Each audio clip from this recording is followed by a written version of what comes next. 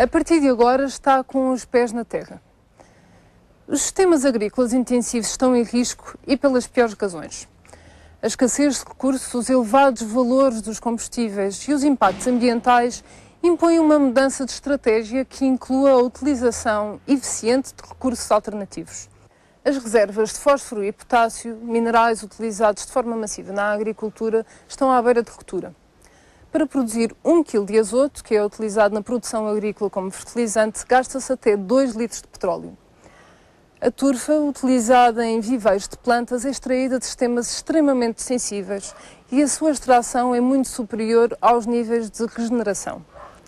Por todas estas razões, o novo modelo de sustentabilidade na produção passa pela otimização de produtos localmente disponíveis e pela seleção de variedades e espécies mais resistentes que sejam igualmente produtivas e que tenham a capacidade de se transformar em alimentos saudáveis com a ajuda de um dos recursos que nos é mais precioso, a energia do sol.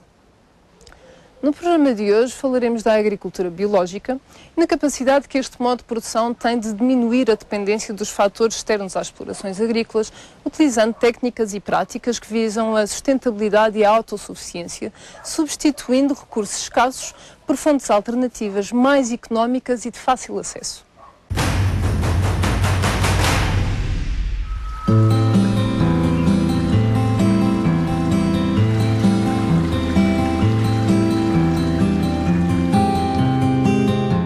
A agricultura em uso desde a década de 50 fundamenta-se num sistema padronizado, igual para todas as explorações, independentemente das características únicas da área em que se inserem, que é altamente dependente do elevado uso de fatores de produção sintéticos, como os fertilizantes e os pesticidas.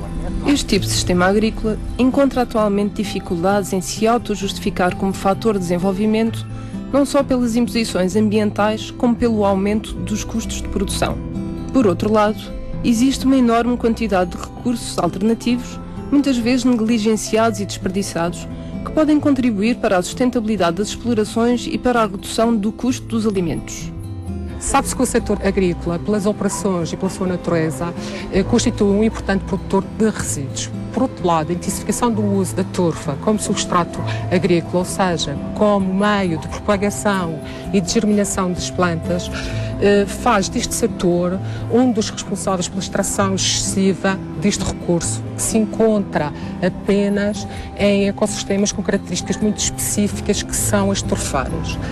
As turfeiras, de uma maneira geral, caracterizam-se por serem ecossistemas muito sensíveis, que contêm uma grande biodiversidade, isto por serem um habitat natural de diversas espécies de plantas e de animais. Por outro lado, as turfeiras funcionam ainda como um reservatório de carbono, assumindo desta forma um papel importante para a redução do efeito de estufa, que é uma das principais causas das alterações climáticas. A agricultura biológica procura ultrapassar as limitações da escassez e esgotamento dos nutrientes e substratos e reduzir a dependência dos produtos comerciais através do incentivo de produção própria de substratos, fertilizantes, sementes e biopesticidas, com produtos disponíveis nas explorações e na região, portanto, adaptados à realidade própria de cada exploração agrícola. Neste sentido, a Direção de Serviços de Agricultura e Pecuária Biológica conta com a colaboração de diversas entidades que, em conjunto, procuram desenvolver novas formas de aproveitamento dos recursos. Caracterizar os materiais encontrados na região e torná-los disponíveis para o agricultor é fundamental. Além de serem uma alternativa para a redução de custos de produção, é também uma forma de dar destino aos resíduos acumulados. No entanto, para que um produto possa ser utilizado como substrato, é preciso analisar se as suas características físicas, químicas e biológicas são adequadas para o crescimento e desenvolvimento das plantas. Foram ensaiados vários materiais. A verde está representada a curva teórica que se pretende atingir, que é a da turfa, e temos aqui outros dois materiais que se vão misturar de forma a se tentar que o resultado se aproxime ou mais próximo dessa curva teórica. O resultado que se conseguiu obter é o representado aqui, a vermelho, que anda neste troço bastante próximo, mas depois se afasta um bocadinho. Simultaneamente, procura-se analisar o teor de nutrientes que estes resíduos podem disponibilizar para as plantas, permitindo calcular com maior precisão a necessidade de inclusão de outros componentes em falta. A caracterização biológica dos constituintes dos substratos pretende conhecer a existência de seres vivos, nomeadamente fungos e bactérias prejudiciais e benéficos ao desenvolvimento das culturas. Este trabalho consistia na análise de diversos substratos, como por exemplo o bagaço de uva, humos de minhoca, turfa, entre outros, com o objetivo de verificar se existia uma relação equilibrada entre micro-organismos fitopatogénicos, ou seja, micro-organismos que são capazes de provocar doenças nas plantas, e os seus antagonistas. Antagonistas são organismos que podem suprimir ou interferir no crescimento normal desses agentes fitopatogénicos.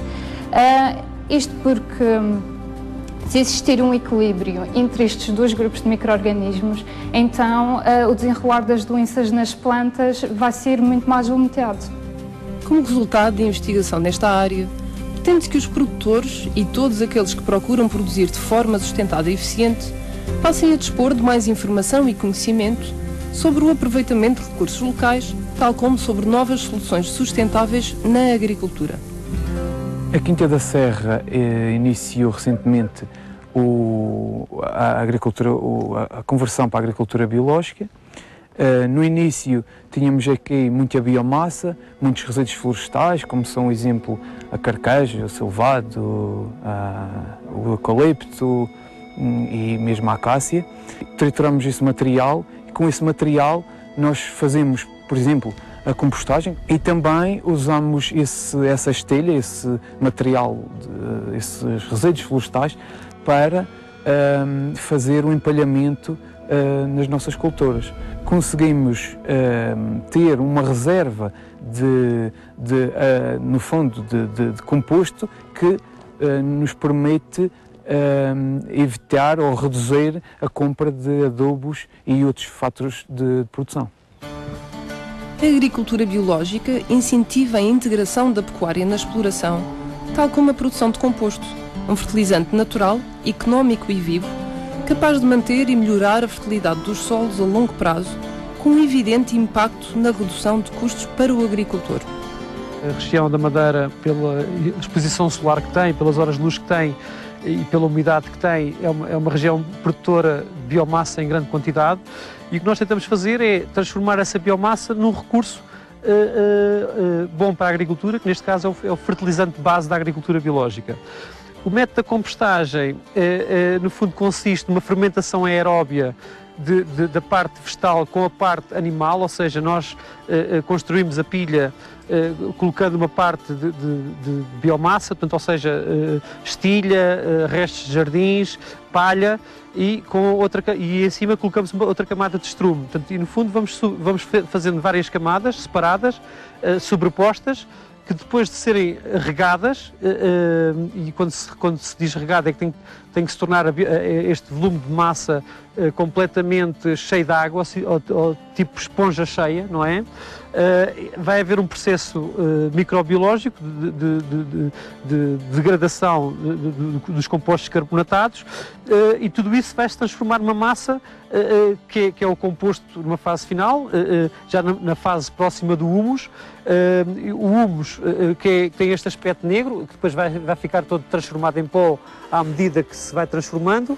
Portanto, o humus, de certa forma, é o estado mais evoluído da matéria orgânica, ou seja, as plantas já conseguem comer e alimentarem-se dessas partículas pequenas que é o humus.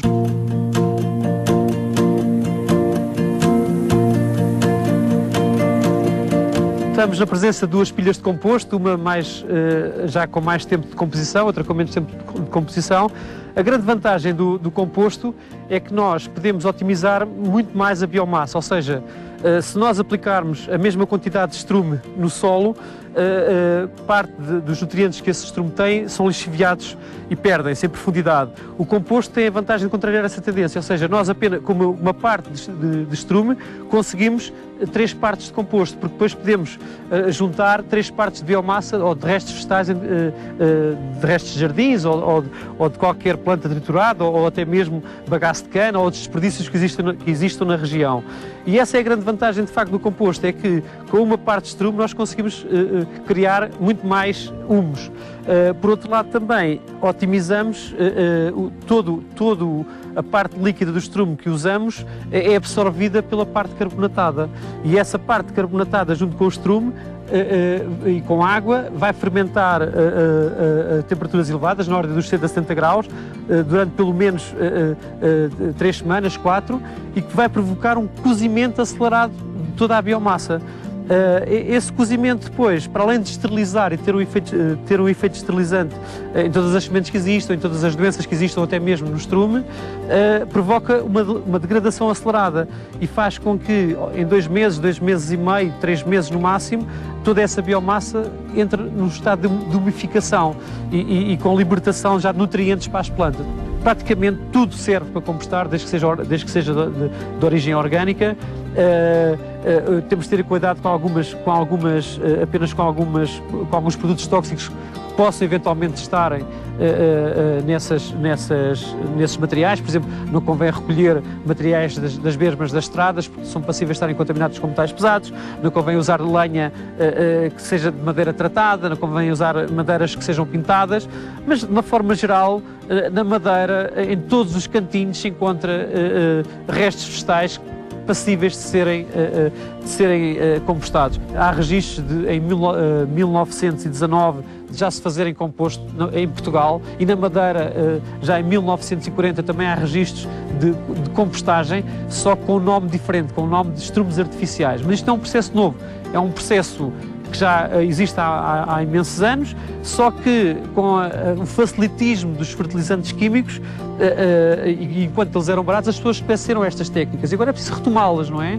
É preciso explicar aos agricultores que o composto não é só um fertilizante, é um inoculador de vida do solo, é um estruturante do solo, mantém a fertilidade ao longo do tempo. Portanto, um adubo químico aplica-se, chove, desaparece, o composto não, chove durante 1 ano, 2, continua a libertar nutrientes também para o solo. Eu costumo dizer, vale mais uma saca ou 50 kg de composto do que 50 kg de adubo comercial, mesmo que tenha 10 ou 15% de azoto, porque o adubo comercial, mesmo sendo orgânico, não tem a inoculação de vida que o composto tem. E é precisamente esta vida que nós queremos inocular no solo para que no futuro, as explorações ao fim do ano ou 2 de usarem composto não precisam mais de usar composto. Ou seja, isto no fundo é só para arranque, porque depois o que precisam é, depois de conseguirem transmitir a vida que o composto tem para o solo, depois o que precisamos fazer é de incorporar apenas matéria orgânica ou biomassa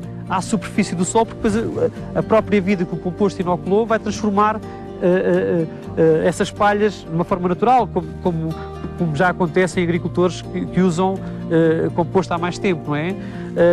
E de certa forma o composto está para a agricultura biológica como o cimento está para a construção civil. Portanto, sem composto é difícil de construir o que quer que seja em termos de agricultura biológica.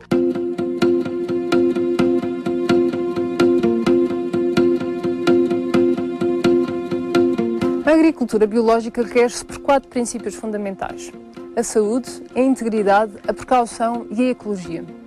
Este último princípio sublinha que a produção deve basear-se em processos que protejam o ambiente, reduzindo o consumo dos recursos naturais, com uma clara aposta na reciclagem, que acaba por resultar numa maior rentabilidade para os agricultores. Os fatores de produção externos devem ser reduzidos através da reutilização e de uma gestão eficiente de materiais e recursos. A produção de alimentos deve ser feita com os pés na terra.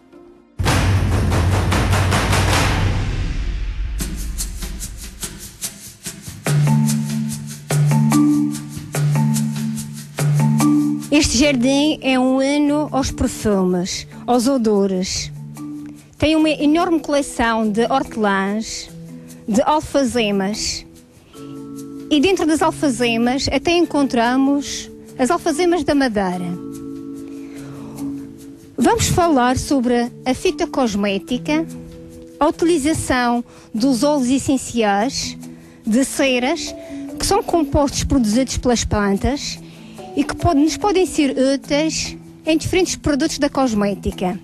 Uma vez mais, Carla, diz-me de que maneira é que nós podemos usar as hortelãs, e no caso concreto desta, que é a menta piperita ou hortelã-pimenta, de que forma é que as podemos usar, as hortelãs-pimenta? Portanto, podemos utilizar de forma direta ou indireta, através dos óleos essenciais. De forma direta, basta pegar na folha e ao pegar na folha e friccionar já sentimos a libertação do próprio óleo essencial, que pode ser aplicado para acelerar a cicatrização de feridas labiais ou afins. E também pode ser usado como hidratante? Sim, desde que se junte, nesse caso, um pouco de gordura vegetal. Aí podemos fazer aquilo que se chama um bálsamo ou um protetor hidratante com a ajuda de uma boa gordura vegetal, que pode ser o óleo virgem extra, pode ser o óleo de amêndoas doces, e adicionando o óleo essencial. Quer experimentar? Sim. É muito refrescante. Da hortelã-pimenta. Neste jardim existe igualmente uma coleção muito interessante de alfazemas. Conheço melhor as alfazemas da Madeira, nomeadamente a lavândula pinata que é um endemismo, e uma lavândula pedunculocta madeirensis. Essas são menos usadas do ponto de vista da medicina e da cosmética popular. De que maneira é que as outras alfazemas, ou mesmo as nossas, poderão ser mais aproveitadas? Portanto, a própria alfazema tem um cheiro bastante relaxante, bastante calmante, e pode-se tirar partido desse aroma, por exemplo, para fazer saquinhos de cheiro, em conjunto com outras ervas igualmente relaxantes, para colocar debaixo da almofada e ajudar a ter uma noite de descanso melhor. Portanto, essa é uma das coisas práticas que nós podemos fazer. Para isso, basta pôr a secar as flores e fazer um saquinho de pano e colocar sobre a almofada. E a própria planta num jardim também tem um efeito interessante, porque ela atrai agentes polinizadores, promove assim a biodiversidade. Para além disso, ela acaba por não ser atacada por pragas. Portanto, tem um efeito também de nos ajudar a controlar o aparecimento de uma praga no jardim. Aliás, correto. Desde que tenha flor amarela ou lilás, são plantas aromáticas com potencial de atrativo de insetos polinizadores ou, em alguns elementos, insetos repelentes. Indiscutivelmente que a flor amarela é bastante atrativa. E justamente por isso é que ao longo também do percurso reparei novamente nas calêndulas. Para além de serem medicinais, elas também podem ser usadas na indústria da cosmética. Correto. Podemos fazer, ou melhor, já é utilizado na confecção de sabões e também de shampoos. A própria indústria já tira partido quer da camomilha, quer da calêndula, para ajudar a clarear os cabelos, sobretudo pessoas que já têm essa tendência ou que têm o cabelo louro. As minhas mãos estão cheias de odores, mas estão igualmente esverdeadas. Tu que tens tantos segredos neste espaço, diz-me lá, tens alguma que possa ser útil para lavar as minhas mãos? Tenho a saponária, cujas flores e mesmo a própria raiz tem saponinas, portanto um constituinte do próprio sabão, um sabão natural, por assim dizer. Ao friccionarmos, portanto, a própria planta e as próprias mãos, nós conseguimos produzir uma espuma lavante.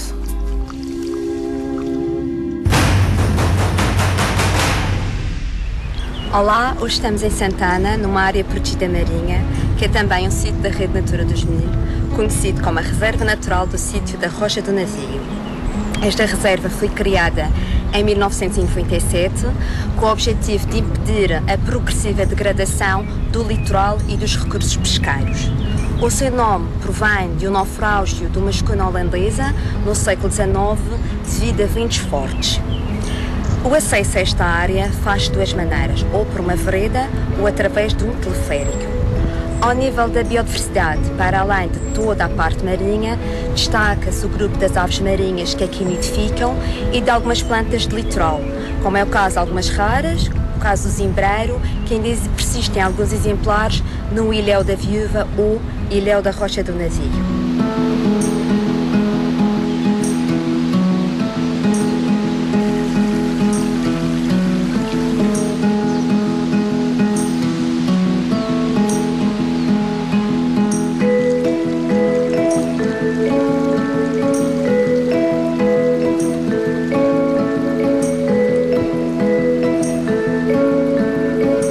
Já ouvi falar em pesca sustentável.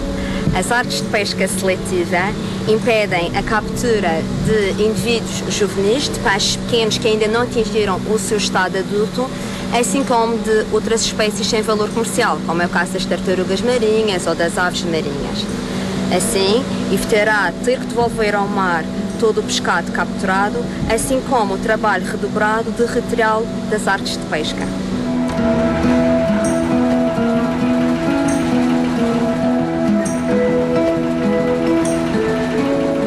Lembre-se que ao capturar peixes pequenos que nunca tiveram a possibilidade de se reproduzir, está a pôr em risco a sua atividade pescatória, assim como o futuro da espécie. Ponha em prática estas dicas. Seja um exemplo para os outros, faça eco desta mensagem.